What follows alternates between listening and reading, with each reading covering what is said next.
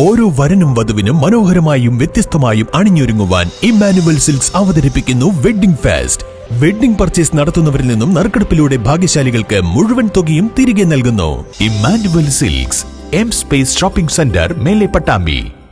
പെരിന്തൽമണ്ണ നഗരസഭയുടെ സ്വപ്ന പദ്ധതിയായിട്ടുള്ള നമ്മളേറെ കാലം കാത്തിരുന്ന രാമഞ്ചാടി അലിഗഡ് കുടിവെള്ള പദ്ധതി യാഥാർത്ഥ്യമായിരിക്കുകയാണ്. ഇതിൻ്റെ ഫണ്ടിങ് കിഫ്ബിയാണ് നടത്തിയിട്ടുള്ളത്. അതോടൊപ്പം തന്നെ നഗരസഭ നടപ്പാക്കിയിട്ടുള്ള 10 കോടി രൂപയുടെ അമൃത് 2 പദ്ധതിയിലെ 3000 ഫ്രീ കണക്ഷനും പൈപ്പ് ലൈൻ നീട്ടലും ഉദ്ഘാടനം കൂടി ഒരുമിച്ച് നടത്തിയത്. ഇതുവഴി പെരിന്തൽമണ്ണ നഗരസഭയിലെ പ്രത്യേകിച്ചും അതേപോലെ തന്നെ നഗരസഭയോട് ചേർന്ന് കിടക്കുന്ന പഞ്ചായത്തുകളിലും കുടിവെള്ളം എന്ന അവരുടെ പ്രശ്നം, കുടിവെള്ളം കിട്ടുന്നില്ലെന്ന അവരുടെ പ്രശ്നത്തിന് പരിഹാരമാവുകയാണ്. അതിൽ വളരെ സന്തോഷവും അഭിമാനവുമുണ്ട്. ഈ കഴിഞ്ഞ കൗൺസിലിൻ്റെ കാലത്താണ് സംസ്ഥാന സർക്കാർ രൂപീകരിച്ചിട്ടുള്ള കിഫ്ബി എന്ന പദ്ധതിയുമായി പെരിന്തൽമണ്ണ നഗരസഭ ഈ കുടിവെള്ള പദ്ധതിയെ സമീപിക്കുകയും അന്നത്തെ സർക്കാർ അത് അനുമതി നൽകുകയും ചെയ്തു.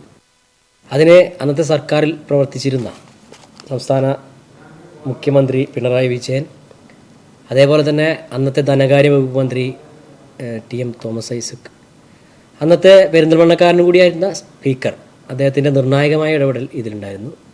P. ശ്രീരാമകൃഷ്ണൻ അന്ന് ഈ പ്രവർത്തനങ്ങൾക്കാകെ നേതൃത്വം കൊടുക്കുകയും ഇതിന് നിരന്തരം ഇടപെടലുകൾ നടത്തുകയും ചെയ്തിട്ടുള്ള അന്നത്തെ പെരിന്തൽമണ്ണ നഗരസഭയുടെ ചെയർമാൻ ശ്രീ M. മുഹമ്മദ് സലീം, അവരുടെ പ്രവർത്തനം കൂടി ഈ ഘട്ടത്തിൽ ഓർത്തു പോകേണ്ടതുണ്ട്.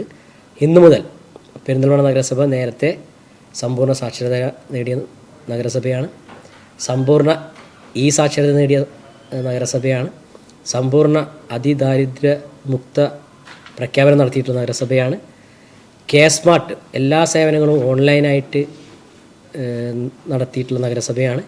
അതോടൊപ്പം ഇന്നു മുതൽ പെരിന്തൽമണ്ണയിലെ മുഴുവൻ ആളുകൾക്കും എല്ലാ സമയവും കുടിവെള്ളം ലഭ്യമാകുന്ന പദ്ധതിയായ രാമഞ്ചാടി കുടിവെള്ള പദ്ധതി കൂടി നടപ്പാക്കിയതോടുകൂടി സമ്പൂർണ്ണ കുടിവെള്ള ലഭ്യമാകുന്ന നഗരസഭയായി പെരിന്തൽമണ്ണയ്ക്ക് മാറാൻ വേണ്ടി കഴിഞ്ഞു എന്നാണ് ഈ പദ്ധതി കമ്മീഷൻ ചെയ്യുന്നതോടെ യാഥാർത്ഥ്യമാകുന്നതിലൂടെ നമുക്ക് കാണാൻ വേണ്ടി കഴിയുന്നത്.